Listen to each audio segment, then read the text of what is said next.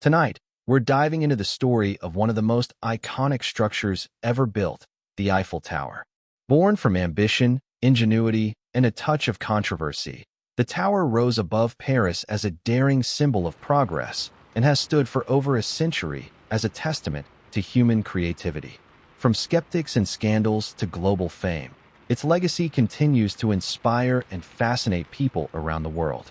So, before we all get nice and comfortable, take a moment, if you haven't already, to like the video and subscribe to the channel. Also, let us know where and when you're watching from. Now, let's step into this remarkable story of steel and vision, and we hope it helps you learn while you sleep. In the final decades of the 19th century, France stood at a crossroads of ambition and identity. Still recovering from the bruises of the Franco-Prussian War, the nation thirsted for a symbol, a declaration of ingenuity, strength, and vision. The Third Republic, forged in conflict, now sought to project peace through progress. And with the looming 1889 Exposition Universelle, held to mark the centennial of the French Revolution, the opportunity to impress the world had arrived. Planners envisioned a centerpiece unlike anything ever built. Not a palace, nor a statue, but a tower. One that would stretch into the heavens and shatter every conventional boundary of engineering. A tower taller than any human-made structure in history. It would not merely host visitors, it would astound them. The call for proposals was made. Architects and engineers across France dreamed in steel and sky. Among them was Gustave Eiffel, a man already renowned for his bridges and railway structures. Though his name would forever be tied to the monument, the initial spark did not come from Eiffel himself. Two of his senior engineers, Maurice Koechlin and Émile Nouguier, were the first to draft the vision.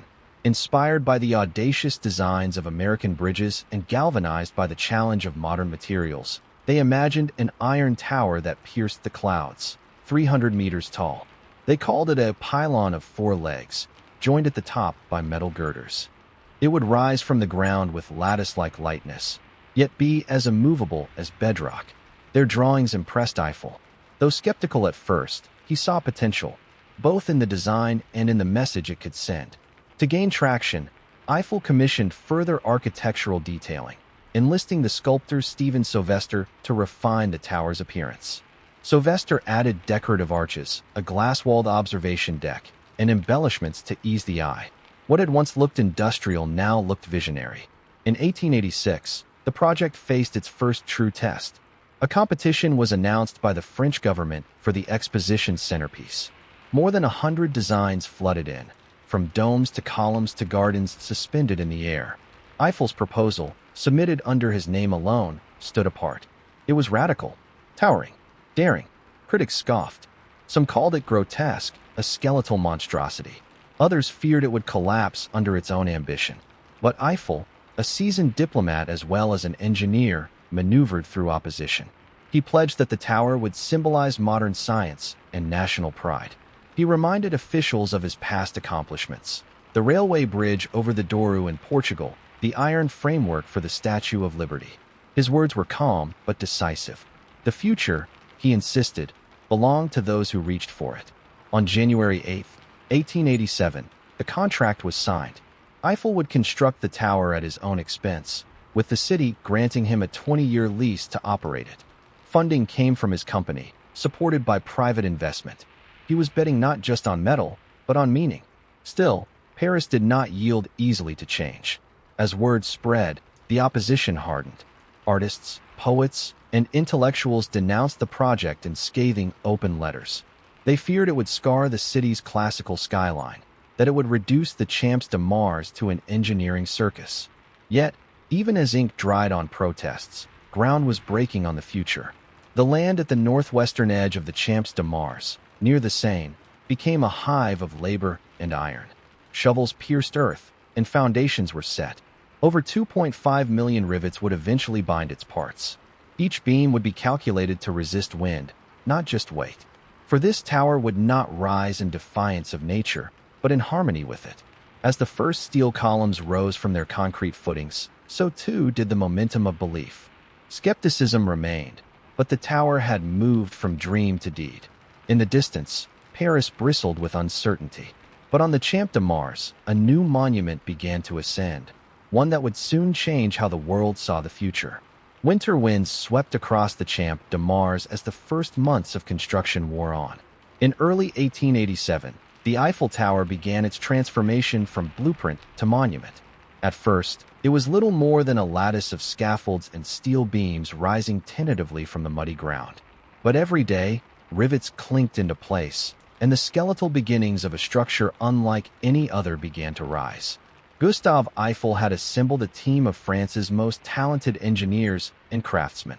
At its peak, the workforce numbered around 300 men. They labored not in grandeur, but in cold precision. Each piece of iron was prefabricated at Eiffel's factory in Levallois-Perret on the outskirts of Paris. There, sections were cut, drilled, and measured with mathematical exactness. When ready, they were shipped to the site and hoisted into place like pieces of a vast, three-dimensional puzzle. The lower sections were the most complex. The four giant piers, each angled inward and rooted in deep concrete foundations, needed perfect alignment. Eiffel understood that the integrity of the entire tower depended on the balance of these massive legs. To assemble them, engineers erected temporary wooden scaffolds and used hydraulic jacks to make millimetric adjustments. Safety was paramount. In an era when construction accidents were common and worker protections rare, Eiffel demanded rigorous standards. Workers wore harnesses. Platforms were installed at intervals to catch falls. Ropes and railings lined the scaffolding. Despite the dangers, only one worker died during the tower's construction, a remarkably low number for the time. By mid-1887, the tower's legs had begun to arch toward one another. From afar, it seemed like a giant iron flower slowly blooming. Each day, Parisians gathered to watch. Many came in awe. Some came in disgust. The protests had not faded. Newspapers ran biting caricatures. Critics called it a tragic street lamp, a metal asparagus, a giraffe gone mad. To them, the tower was an insult to Parisian taste, an affront to the city's heritage. But Eiffel was unmoved. He believed beauty was not found only in form, but in function, in the courage to build what had never been built before. His tower would not be an ornament. It would be a testament to progress, to industry, to France itself. The first level, at 57 meters above the ground, was completed in the spring of 1888. From there, the second tier loomed at 115 meters. As the structure rose, it began to defy its critics. The grace of its proportions became visible. The arching legs no longer looked awkward. They looked majestic. The lattice pattern, designed to minimize wind resistance, lent it an airy elegance. It was not a hulking mass, but a framework of light and shadow. Gustave Eiffel insisted on personal oversight at every stage. He was often seen on site, walking among the beams, climbing scaffolds, speaking with workers. His presence gave the project not just authority, but soul. By the end of 1888, the tower had risen beyond all Parisian rooftops. The second level was finished, and the upper spire was underway. Wind grew fiercer the higher the workers climbed. But they pressed on. The iron did not tremble, it sang. With every bolt, with every beam, the impossible became tangible. The world began to take notice. Journalists from abroad traveled to Paris. Engineers from America, Britain, and Russia marveled at the scale. What had been scorned as a folly was now being hailed as a marvel. And still, Eiffel remained focused. The real test was yet to come. For the final stage, the crowning spire, would push both man and machine to their limits. The dawn of 1889 broke with a chill that cut through even the thickest coats, but the mood in Paris was warming. The Eiffel Tower, now a rising sentinel over the city, was nearing its final height. For 2 years, it had grown steadily from an idea to an iron monument, and now its spire was poised to pierce the sky. The third and final level was the most daring.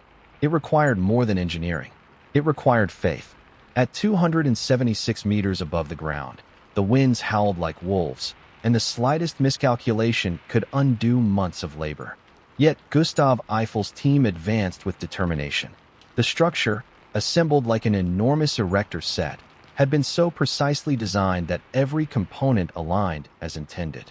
Steel cranes and lifts hoisted the final prefabricated pieces. These segments, narrow and delicate, tapered the tower to a needle's point. The summit platform, destined to hold scientific instruments and eventually a flagpole, was bolted into place with unflinching care. At the very top, a small observation deck would offer a view unlike any other, a view from the clouds. On March 31st, 1889, Gustav Eiffel climbed the stairs to the top himself. He ascended all 1,710 steps. The lifts had not yet been installed. The iron creaked beneath his boots as he moved upward, one platform at a time, past the levels that bore his vision. When he reached the summit, he planted the French flag and stood quietly, gazing across the city that now lay beneath him. Paris had a new pinnacle. The Eiffel Tower, at 300 meters tall, 984 feet, was the tallest man-made structure on Earth. It eclipsed the Washington Monument in the United States and even the Great Pyramid of Giza. For the first time in history, humanity had built something taller than the ancient tombs of kings. Its completion came just weeks before the grand opening of the Exposition Universelle. As the fair prepared to welcome millions, the tower stood ready. It was not just the centerpiece. It was the triumph. Visitors from around the world arrived by steamship and train, and as they entered the exhibition grounds, their eyes lifted. The Iron Colossus was not merely seen, it was experienced. Elevators, powered by hydraulic pressure, carried passengers to the tower's platforms.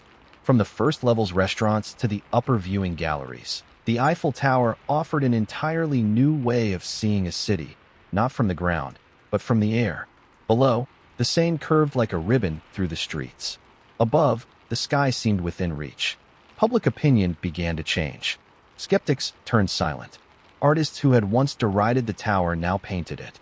Writers described it as a miracle of form and thought. And scientists saw more than beauty, they saw opportunity. The height allowed for weather measurements, wind studies, and radio experiments. But for Eiffel, the tower was never just about spectacle. It was about what could be accomplished when ambition met precision. He saw the Eiffel Tower as a platform not just for sightseeing, but for science, for the future. He offered its summit for research and broadcasting. He knew that steel, carefully shaped and deeply understood, could be more than structure. It could be signal.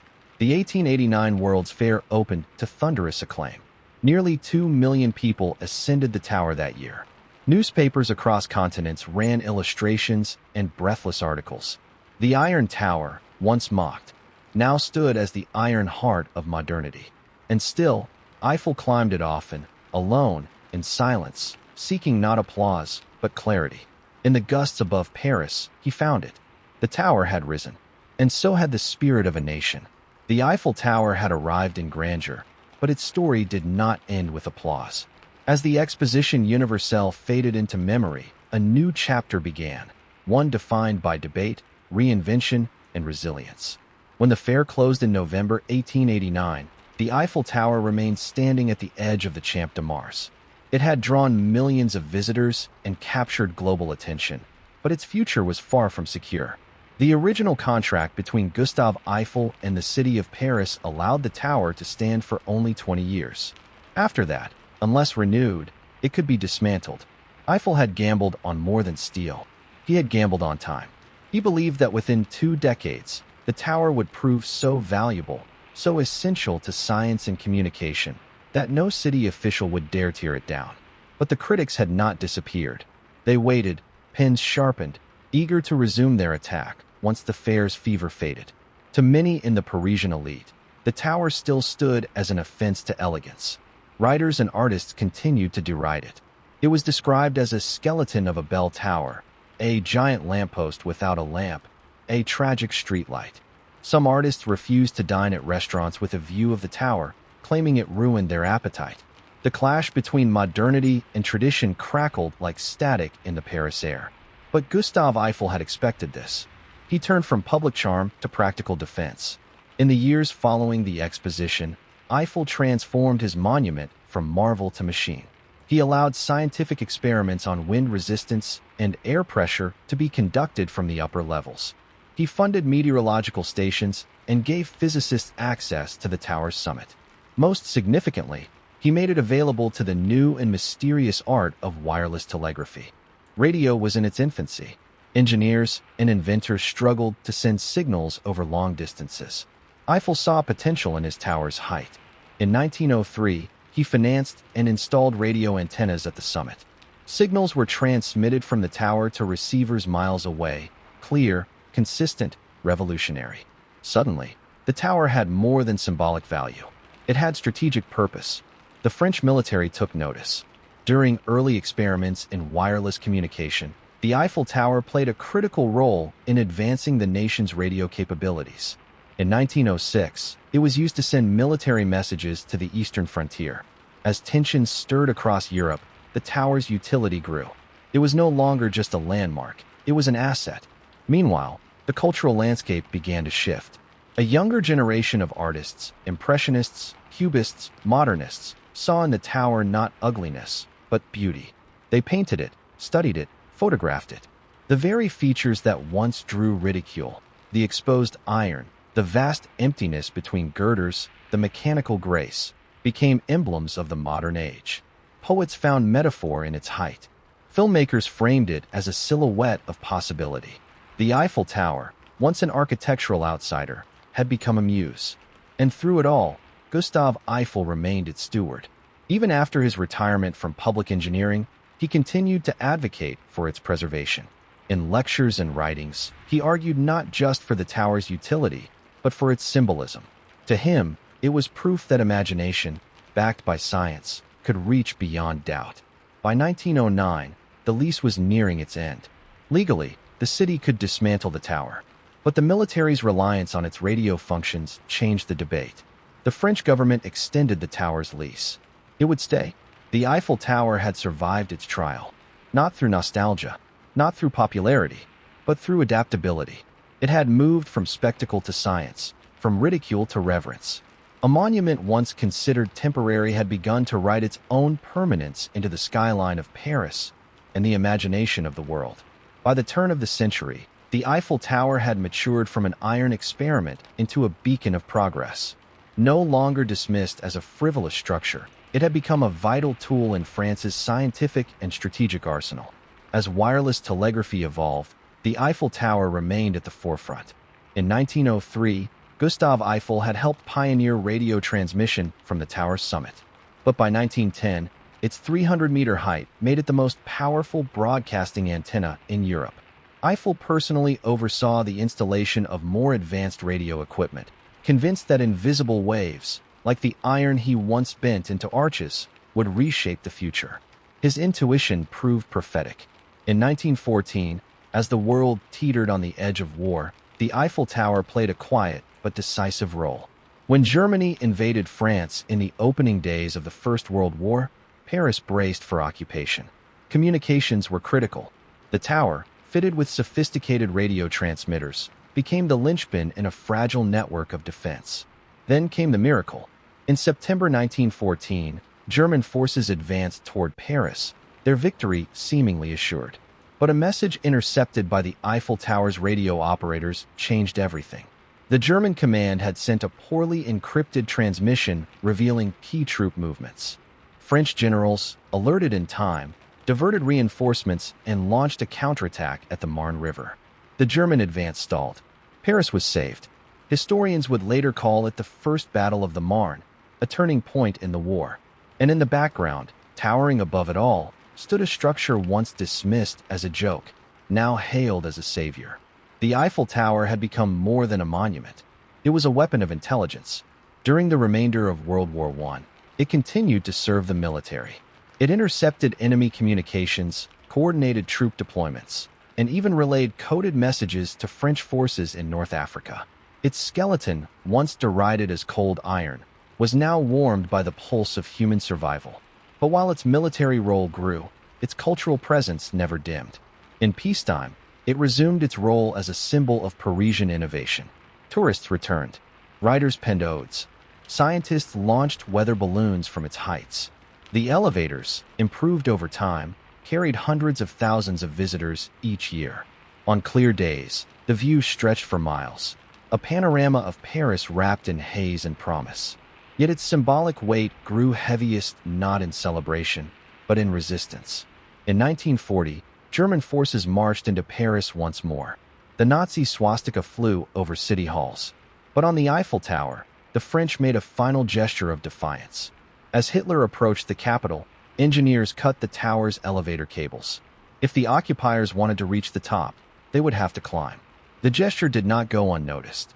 When Hitler arrived in Paris, he visited the tower, but he never ascended it. A photograph taken during that visit shows him at the Trocadero, gazing at the monument from afar. He stood beneath its shadow, but never conquered its summit. The Eiffel Tower had outlasted empires, and though occupied, it refused to bow.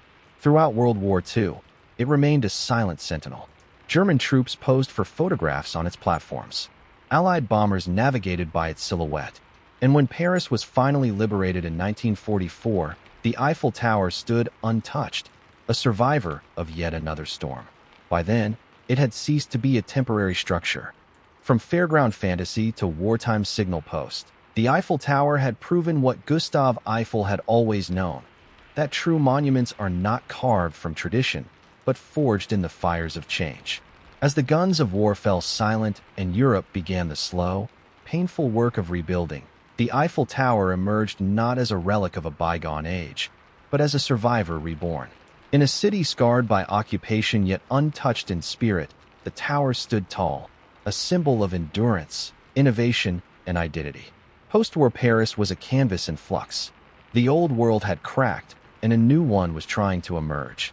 The Eiffel Tower, once an emblem of the future, now became a bridge between past and present. Its function evolved. Its meaning deepened. During the 1950s and 60s, as television replaced radio as the world's dominant medium, the tower once again found itself at the center of a communication revolution. Antennas sprouted from its summit like iron feathers. Engineers climbed its skeletal ribs to install transmitters and cables. From its peak, signals beamed across France, carrying voices, images, and news into homes. The Eiffel Tower was no longer just a structure. It was a broadcaster, a node in the expanding web of modern life. And yet, even as it adapted to technology, it became something more, a muse. Artists no longer mocked the tower. They embraced it. Painters reimagined it in wild colors and impossible angles. Photographers captured its curves in every light and season. Writers used it as a metaphor for love, for memory, for time itself. Filmmakers made it a stage, a witness, a character. In Hollywood and French cinema alike, the Eiffel Tower appeared not just as scenery, but as story. Lovers met beneath it. Spies climbed it. Time travelers circled its base. It came to represent not only Paris, but romance, adventure, and the eternal allure of the impossible. In literature, it turned up in poetry and prose, in surrealist dreams and existential laments. Poets described it as a frozen firework, a musical score of iron, a ladder to the heavens. Children's books turned it into a playground for imagination. Even comic books gave it life, sometimes as a backdrop, sometimes as a battleground. For tourists, it became pilgrimage. Each year, millions ascended its platforms, climbed its stairs, or stood in its shadow, gazing upward with awe. They came from every corner of the world. Newlyweds, backpackers, schoolchildren, diplomats, astronauts. No language barrier existed at its base. Only the universal gesture of heads tilting skyward and eyes widening. Its physical details faded into myth. Few visitors knew that it contained over 18,000 iron parts held together by more than 2.5 million rivets, that it swayed slightly in the wind, that it expanded and contracted with temperature. But none of that mattered. It had become more than metal. It had become meaning. The tower's color changed, too. Originally painted red, it had shifted to yellow ochre, then brown, then a special mix known as Eiffel Tower brown, a soft, earthy hue applied in 3 graded shades to enhance its shape. Maintenance became a ritual. Every 7 years, the tower received a full repaint, by hand, without scaffolding, using 60 tons of paint and the careful work of dozens of climbers. Gustave Eiffel had once defended his tower against skeptics and cynics. Now, he was vindicated 1,000 times over. Though he died in 1923, his legacy lived in every photograph, every postcard, every breathless tourist climbing skyward. What he had built was no longer temporary. It had transcended even permanence. It had become part of the human imagination, and it continued to rise. not in height, in significance, as the world changed beneath it, through wars, revolutions, and renaissances. The Eiffel Tower remained what it had always been, a structure ahead of its time. And still, it had more time to give. By the final decades of the 20th century, the Eiffel Tower had become more than an engineering achievement. It was a monument beyond architecture, a global symbol woven into the fabric of identity, memory, and myth. Paris without the tower was unthinkable. The world without its silhouette seemed unimaginable.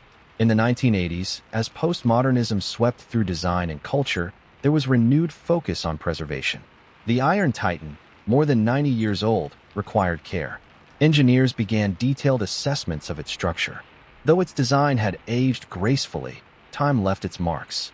Corrosion, weathering, and pollution had subtly gnawed at its bones. A comprehensive restoration was launched. Thousands of rusted rivets were replaced. Paint was stripped layer by layer, revealing echoes of its past. Venetian red, ochre brown, battleship gray. Fresh coats of Eiffel Tower brown were reapplied with surgical precision. Modern safety standards were introduced. Visitor pathways were upgraded. Elevators were modernized. The tower, once a marvel of the 19th century, was being prepared for the 21st. But more than its structure, its soul evolved. In 1985, dynamic lighting was introduced. Rows of golden lamps were embedded along its girders, transforming the tower into a glowing lance in the Paris night. Every evening, it shimmered. The romance of the city was no longer just imagined, it was illuminated. Then, on the cusp of the millennium, a new feature stunned the world. For the year 2000, Paris draped the Eiffel Tower in a cloak of stars. A countdown clock marked the days to midnight. As the final seconds of the 20th century ticked away, the tower erupted in light. At the stroke of midnight, 20,000 sparkling bulbs exploded into motion across its frame. The world watched and gasped. It was not just the birth of a new century. It was the reaffirmation of hope, resilience, and beauty. From that night forward, the sparkle became tradition. Every hour after sunset, the tower glittered for 5 minutes, a celestial beacon anchored in iron. It became a ritual of joy, a reminder that even steel could dance. Yet beneath the spectacle, the tower deepened its role as a platform of solidarity. After the 9/11 attacks, it stood dark in mourning. When Paris was struck by terror in 2015, it glowed in the colors of the French flag. When Notre Dame burned, the tower fell silent. When the world marched for climate, it flashed messages of urgency. When nations grieved, it blinked with empathy. The tower had become a canvas for the collective heart of humanity. It also embraced technology. Sensors were embedded to monitor stress. Drones surveyed its angles. Real-time data guided maintenance. And yet, even with digital overlays, the tower's essence remained unchanged. Visitors still arrived, not for circuits or systems, but for something harder to define. They came to stand in its shadow, to ride its lifts into the wind, to place a hand on its iron and feel the heartbeat of history. By the 21st century, over 300 million people had visited the Eiffel Tower, more than any paid monument in the world.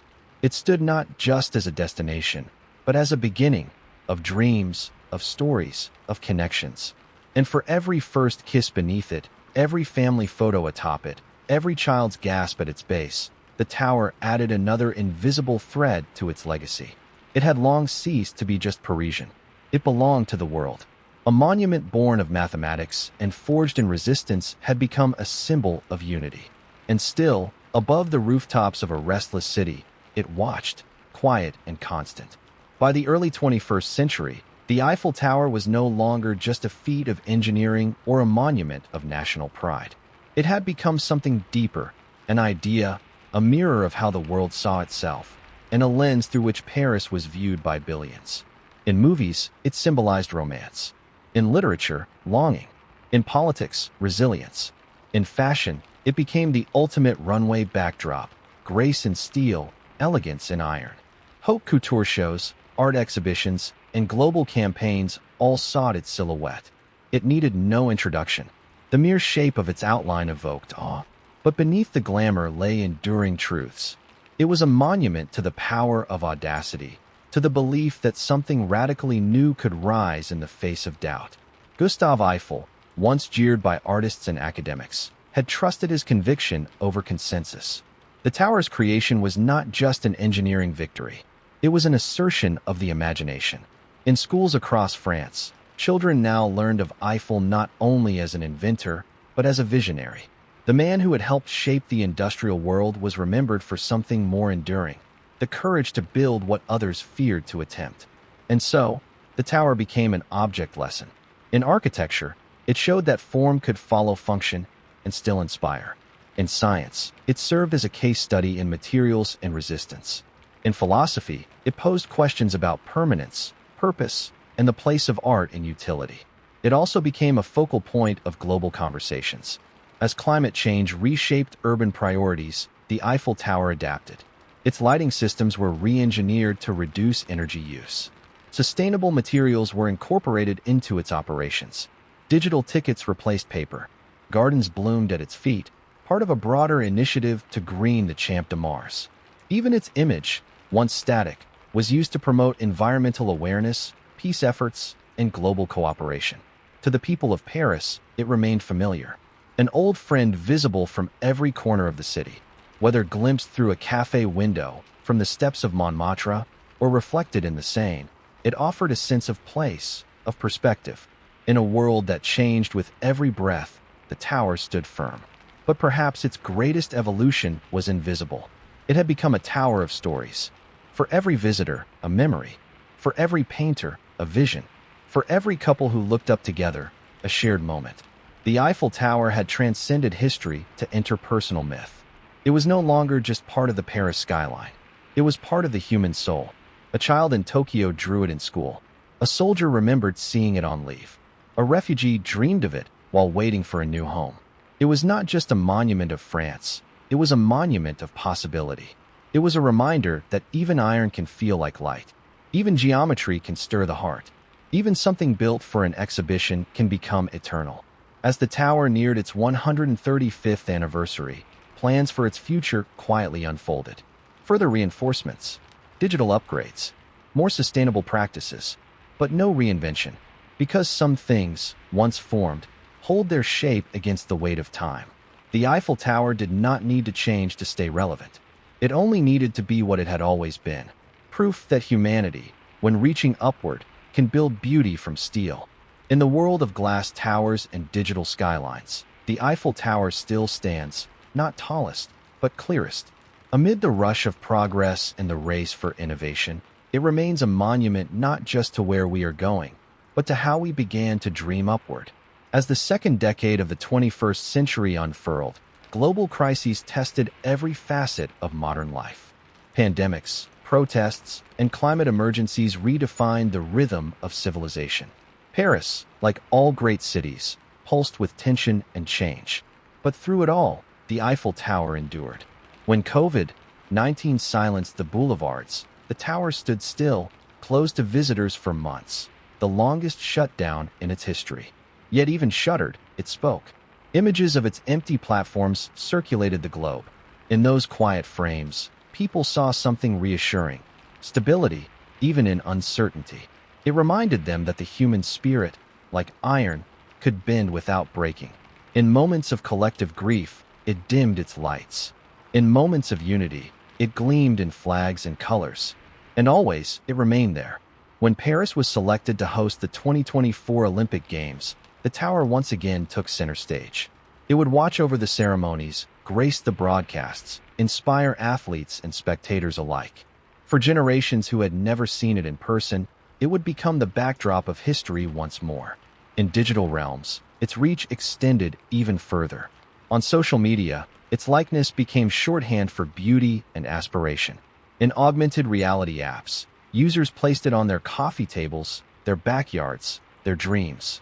In video games and films, it was rebuilt pixel by pixel, an avatar of elegance. The Eiffel Tower no longer lived in one place. It lived everywhere. Yet even with its global fame, it remained distinctly Parisian. No skyscraper, no stadium, no tower of glass had ever replicated its blend of industrial honesty and poetic grace. It had no sleek skin, no reflective shine. It did not hide its structure. It wore it proudly. That transparency, that unapologetic openness, made it human. It did not intimidate. It invited. Children still approached it with wide eyes. Lovers still carved initials near its base. Photographers still waited for the exact light that would frame its lacework in gold. Architects continued to study its form, its balance, its daring geometry. For many, it became not just inspiration, but permission. Permission to challenge, to imagine, to defy. And as cities worldwide grew denser and more vertical, the Eiffel Tower reminded us that height alone is not majesty. That scale must be matched by soul. That ambition, when grounded in care, creates something lasting. Looking back, it's hard to believe that this icon was once meant to last only 20 years. That it was mocked, fought, nearly torn down. That it was born in skepticism and survived through reinvention. And yet, perhaps that is the secret of its power. It is not the product of instant praise, but of persistence. It was built with risk, maintained with resolve, and adored not because it was always loved, but because it refused to be forgotten. Now, it stands for more than engineering or nationhood. It stands for resilience, for elegance without excess, for beauty carved from function. It is not a tower of conquest, but of connection. From every platform, the view widens. The city breathes below, the horizon beckons, and at the very top, above even the noise of the world, there is quiet. There is clarity. There is the Eiffel Tower. Each night, the Eiffel Tower glows, silent, steady, and timeless. More than a monument, it has become a message. Born in controversy, built with audacity, it now stands for unity, vision, and endurance.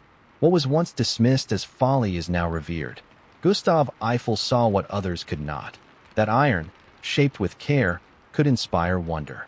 The tower proved that strength can be elegant, and that imagination, grounded in precision, can create legacy. It has been a stage for science, a sentinel in war, and a canvas for hope.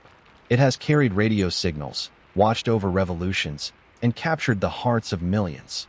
It has never claimed perfection, only presence. And that presence has become sacred. Today, it belongs to the world. More than 300 million have visited it. Countless more have dreamed of it. From every angle, it reminds us to look up, to build, to believe. The Eiffel Tower does not just represent Paris. It represents possibility. And in its quiet light, we are reminded, some dreams, once built, never fade.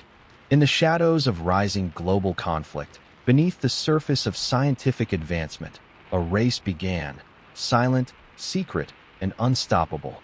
It was a race not of nations alone, but of minds, of physics, of fear.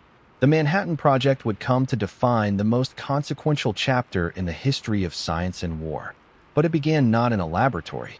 It began with a letter. By the late 1930s, Europe teetered on the edge of war. Hitler had come to power. Germany rearmed. Borders trembled. But in quiet academic circles, another concern grew, one that was invisible, but no less terrifying. Nuclear fission. In 1938, two German physicists, Otto Hahn and Fritz Strassmann, bombarded uranium atoms with neutrons. What they observed defied explanation. The atoms split, and in splitting, they released immense energy. A new branch of physics opened overnight. Nuclear energy was no longer theory. It was real, and if harnessed, it could build power or annihilate cities.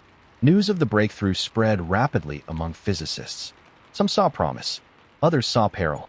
In the United States, Hungarian-born physicist Leo Szilard grasped the danger instantly. If Germany pursued nuclear weapons, they might build a bomb. And if they succeeded first, the consequences would be unimaginable. Szilard acted.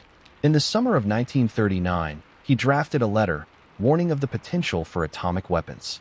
He brought it to the only man whose name might carry the weight it needed, Albert Einstein. Einstein signed the letter. In October 1939, it reached President Franklin D. Roosevelt. The message was simple. A new kind of weapon was now possible, and America could not afford to fall behind. Roosevelt responded cautiously at first. He authorized a preliminary study. Funds were modest. Focus was limited. But after the attack on Pearl Harbor in December 1941, everything changed. The United States entered World War II, and with it came urgency. The fear of a Nazi atomic bomb became real. Thus began the Manhattan Project. It would not be based in one place. It would span the country. It would draw on the talents of thousands, physicists, engineers, chemists, soldiers, and spies. It would be cloaked in secrecy, hidden from the public, concealed even from much of the government. And its mission was singular: build the bomb before the enemy does. Leadership came from the top. President Roosevelt approved the formation of the project in 1942. The Army Corps of Engineers took control. Colonel Leslie Groves was appointed to lead. He had overseen the construction of the Pentagon. Now, he would build something far more consequential. Groves moved swiftly. He chose sites. He recruited scientists. He created a structure capable of managing both science and secrecy. The project's name, Manhattan Engineer District, was deliberately mundane, but its ambitions were anything but. Groves turned to one man to lead the scientific effort: Robert Oppenheimer. Oppenheimer was brilliant, intense, and unorthodox. A theoretical physicist with a background in quantum mechanics. Not everyone agreed with the choice, but Groves saw in him the rare blend of intellect and vision. Together, they would push science beyond its known limits. And so, in the deserts of New Mexico, on the banks of the Tennessee River, and deep in the forests of Washington state, the project took shape. Laboratories rose from the dust. Reactors began to hum. And under heavy guard, in silence, America marched toward the atom. Not for energy, not for medicine, but for war. As 1942 unfolded, the Manhattan Project expanded with a momentum that matched its secrecy. Its leaders faced a daunting challenge: to turn the mysterious principles of nuclear fission into a functioning weapon. Theory had to become practice, and time was running out. 3 main sites formed the backbone of the project, each one remote, each one dedicated to a different piece of the bomb puzzle. They were designed to be hidden, compartmentalized, and secure. No single location held all the knowledge. No single person, save a few, knew the full scope. In Oak Ridge, Tennessee, the project built a vast industrial complex. Thousands of acres were converted into facilities surrounded by fences and guards. The task here was uranium enrichment. Natural uranium contained only a small fraction of uranium-235, the isotope needed for a bomb. Scientists had to find a way to isolate it, and quickly. 3 methods were pursued simultaneously: gaseous diffusion, electromagnetic separation, and thermal diffusion. Each was experimental. Each required new machines, new factories, new materials. The process was massive, inefficient, and unpredictable, but it was essential. Oak Ridge became a city unto itself. By 1945, over 75,000 people lived and worked there. Many had no idea what they were doing. They operated machines, recorded readings, followed orders. Only a few scientists understood the goal. That ignorance was by design. Security depended on silence. Far across the country, in Hanford, Washington, another piece of the project was unfolding. Here, the focus was plutonium, a different path to an atomic bomb. Plutonium didn't exist in nature in significant amounts. It had to be made inside a nuclear reactor. The Hanford site became home to the world's first full-scale plutonium production reactors. They consumed uranium and transformed it into plutonium through controlled nuclear reactions. Then, in complex chemical plants, the plutonium was extracted, purified, and secured. These reactors were dangerous. The processes were untested. Radiation exposure was poorly understood. But the mission continued. Risk was accepted. The stakes were too high to hesitate. While Oak Ridge and Hanford worked on fuel, another site took on the challenge of weapon design. In Los Alamos, New Mexico, Robert Oppenheimer assembled a team of the brightest minds in physics. Enrico Fermi, Richard Feynman, Niels Bohr, Edward Teller, Hans Bethe. They came from universities, from overseas, from exile. Many were immigrants who had fled fascism. Now, they were racing to stop it. Los Alamos was isolated, perched high in the desert mountains. Access was restricted. Mail was censored. Conversations were monitored. Scientists lived with their families inside the secured compound. They worked day and night, calculating, testing, debating. Some had doubts. Others burned with purpose. But all moved toward the same outcome. They had to design a device that could unleash the power locked inside an atom. The bomb itself took 2 forms. The first was based on uranium-235, a gun-type design, simpler but dependent on scarce materials. The second used plutonium, a more complex implosion design. It required the precise compression of a plutonium core using shaped explosives. It demanded innovation. It demanded perfection. Every calculation mattered. Every gram. Every angle. A mistake would mean failure or disaster. Meanwhile, across the Atlantic, the war raged on. Hitler pressed into Russia. Allied troops fought in North Africa. Cities burned. Millions died. And in the laboratories and bunkers of the Manhattan Project, the question hung in the air. Could this bomb end the war? Or would it only begin something worse? In silence, they built. And soon, they would test. By 1944, the Manhattan Project had transformed from theory into momentum. Facilities operated at full capacity. Uranium flowed from Oak Ridge. Plutonium emerged from the Hanford reactors. At Los Alamos, the focus narrowed. Time was running short. Pressure mounted. They were no longer experimenting. They were preparing. The gun-type uranium bomb, codenamed Little Boy, had taken shape. It was relatively simple. Two masses of uranium would be slammed together by conventional explosives, creating a supercritical mass and initiating a chain reaction. The design was never fully tested. There was confidence in its function. There was not enough uranium to spare. The plutonium bomb, codenamed Fat Man, was far more complex. Plutonium was trickier than uranium. Its isotopic properties made the gun method useless. Instead, an implosion system was required. High explosive lenses would compress the plutonium core from all sides. The inward force would drive it into a supercritical state. If even one part of the compression failed, the bomb would fizzle. No room for error. Los Alamos became a crucible of innovation. Engineers crafted detonators to fire within microseconds of each other. Mathematicians modeled shock waves. Chemists purified the core. Physicists ran endless calculations. The goal was no longer hypothetical. It was material. It had shape. It had weight. But no one had ever witnessed an atomic explosion. Theory could go only so far. They needed proof. A test was planned, codenamed Trinity. The site, a barren stretch of desert near Alamogordo, New Mexico. Flat, dry, and isolated. Construction began in secret. Towers were erected. Bunkers were dug. Instruments were placed in concentric rings. High-speed cameras, blast gauges, radiation detectors. Observation points were positioned miles away. The bomb would be detonated atop a 100-foot tower. The plutonium device, nicknamed the Gadget, was identical to the weapon intended for wartime use. This would be a full-scale detonation, the first of its kind. The world was about to change. On July 16, 1945, before dawn, the scientists gathered at safe distances. Thunderclouds threatened to delay the shot. The countdown ticked down. At exactly 5:29 a.m., the desert erupted in fire. The explosion shattered the silence. A blinding light flashed across the sky, brighter than the sun. A fireball expanded in seconds. The sand beneath the tower fused into glass. A mushroom cloud rose into the stratosphere.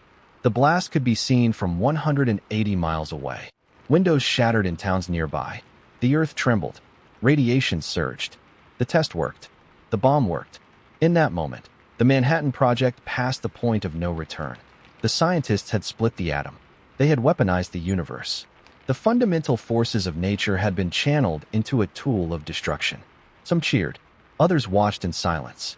A few wept. Oppenheimer later recalled words from ancient scripture. "Now I am become death, the destroyer of worlds." Not in celebration. In reckoning. The bomb was real, and the war was not yet over. Germany had surrendered in May, but Japan fought on. Cities continued to burn. Lives were lost daily. The American leadership now faced a decision. Use the bomb or not. Some argued for a demonstration. Others pushed for immediate use. Military planners had already selected potential targets. The final choice rested with President Harry S. Truman. The test had proven the unimaginable. Now, the world would face its consequences. After the Trinity test, the decision to use the atomic bomb moved swiftly. Germany was defeated, but the war with Japan continued. Despite relentless bombing, Japan did not surrender. The invasion of the Japanese mainland loomed, an operation expected to cost hundreds of thousands of Allied lives. President Truman, briefed on the success of the atomic test, faced a grim choice. drop the bomb and risk unleashing something uncontrollable, or hold back and prolong a brutal war. In late July 1945, at the Potsdam Conference, the Allies issued a warning to Japan: surrender unconditionally or face prompt and utter destruction. No surrender came. The first target was selected: Hiroshima, a city of industrial and military importance, relatively untouched by conventional bombing. Its geography would allow scientists to clearly measure the bomb's effects. The decision was cold, calculated, and final. On August 6, 1945, the mission began. A modified B-29 bomber named Enola Gay carried the uranium bomb, Little Boy, toward its destination. The flight was smooth. The skies were clear. At 8:15 a.m., the bomb was released. It fell for 43 seconds. Then, 1,900 feet above the ground, it detonated. In an instant, Hiroshima was transformed. The explosion unleashed energy equivalent to 15,000 tons of TNT. Temperatures at the epicenter exceeded 1 million degrees Celsius. The fireball incinerated everything within a radius of a mile. Buildings collapsed. Rivers boiled. Human beings were vaporized. A shockwave tore through the city. Fires ignited across a wide area. A mushroom cloud rose high into the sky, visible for miles. In minutes, more than 70,000 people were dead. Tens of thousands more would die in the following weeks from burns, injuries, and radiation. The city was flattened. News of the bombing reached the world within hours. The scale of destruction shocked even those who had created the bomb. But Japan did not surrender. Plans for a second strike moved forward. The next target was Nagasaki. The bomb would be plutonium-based, similar to the Trinity device. Codenamed Fat Man. The city was not the first choice, but weather and conditions forced the mission to adjust. On August 9, 1945, another B-29 bomber, Boxcar, dropped the bomb over Nagasaki. This time, the terrain shielded some of the damage, but the result was still devastating. Another 40,000 people were killed instantly. Fires consumed neighborhoods. Radiation poisoned the air and soil. Hospitals were destroyed. Civilians died in agony. Within days, Emperor Hirohito addressed the nation. For the first time, Japan surrendered. The war was over. The bomb had ended it. But the world had entered a new era. In the aftermath, debates began. Could the war have ended without the bomb? Were the bombings justified? Did they save lives? Or simply reveal humanity's capacity for destruction? In the cities of ash and silence, survivors, Hibakusha, lived with the scars. Generations grew up beneath the shadow of the mushroom cloud. For the scientists who built the bomb, triumph was mixed with horror. Some felt they had ended the war. Others felt they had opened the gates of something darker. But there was no going back. The atomic age had begun. The war had ended. But peace brought no comfort. Instead, it brought reflection. The atomic bomb, once a symbol of victory, now weighed heavy on the conscience of its creators and commanders. The world had crossed a line, and no one could say what lay ahead. In the immediate aftermath of Hiroshima and Nagasaki, the scale of destruction became undeniable. Photographs of charred bodies, flattened neighborhoods, and skeletal buildings reached the public. Survivors described unbearable heat, black rain, and silent death. Radiation sickness, unknown to most, began to take lives days and weeks later. Hair fell out. Skin peeled away. Internal organs failed. The horror did not end with the blast. The Manhattan Project scientists watched these developments with shock. Some, like Leo Szilard and Joseph Rotblat, had warned against the bomb's use. Others had hoped for a demonstration, an explosion over water or an uninhabited island. But the decisions had already been made. The bombs had already fallen. In October 1945, Robert Oppenheimer met with President Truman. The man who had led the bomb's creation came to discuss its aftermath. When Oppenheimer admitted he felt he had blood on his hands, Truman dismissed him. The political world had no time for guilt. The bomb had ended the war. That was what mattered. But inside the scientific community, questions deepened. Was this the right use of knowledge? Could science remain neutral? Or had it become a weapon forever tied to war? The Manhattan Project officially ended in 1946. But the bomb had started something that could not be undone. Nations watched and took notes. The Soviet Union accelerated its own nuclear program. Intelligence suggested spies had infiltrated the American effort. Within 4 years, the Soviets tested their own atomic bomb. The arms race had begun. The U.S. formed the Atomic Energy Commission to oversee nuclear policy. It replaced military secrecy with government control. But the shift was not enough to slow what had started. Scientists who had once worked together now stood divided. Some pushed for transparency. Others demanded stronger deterrence. In Los Alamos, Oak Ridge, and Hanford, the facilities remained. What had been temporary sites of war became permanent foundations for nuclear research. New bombs were designed, more powerful, more efficient. The hydrogen bomb, thousands of times more destructive than the atomic bomb, soon followed. As the Cold War set in, the bomb was no longer a last resort. It was a constant presence, a threat behind diplomacy, a shadow beneath every negotiation. And always, the question remained, what had the Manhattan Project truly created? Not just a weapon, but a world that could end itself. Memorials rose in Hiroshima and Nagasaki. Museums told the story. Survivors spoke. Leaders pledged never again. But the arsenals grew. The doctrine of mutual destruction took hold. Still, from the ruins of war, a movement began. Disarmament, peace, responsibility.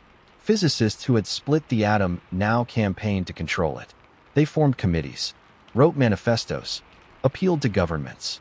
They had changed the world. Now they sought to protect it. The Manhattan Project was over, but its legacy had only begun. The Manhattan Project did more than end a war. It opened a door that could never be closed. The bomb dropped on Hiroshima was not the end of a weapon. It was the beginning of an age. What started as a secret wartime mission became the blueprint for a new world.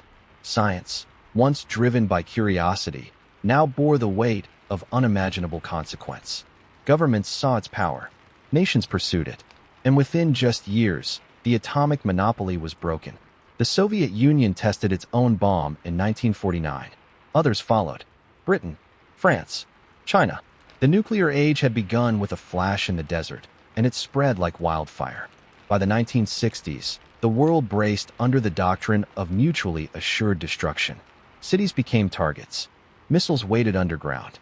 Humanity balanced its future on a trigger. But from the same scientific force came a dual legacy. Nuclear power lit homes and hospitals.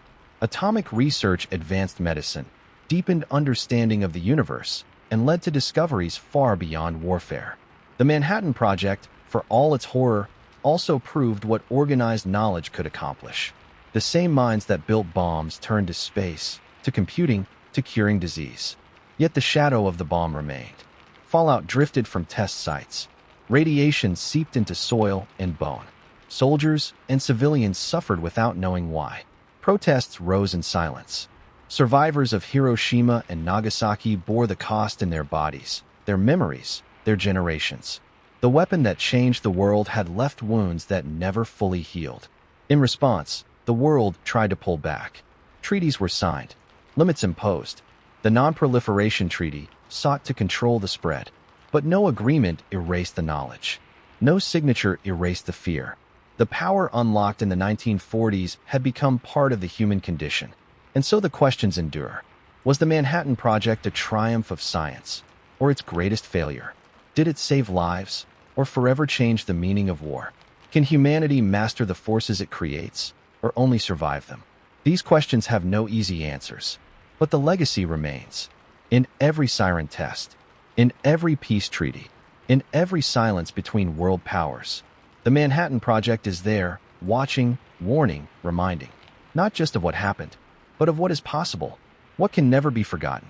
A bomb ended the Second World War, but the fire it lit is still burning, and the future will always live in its glow.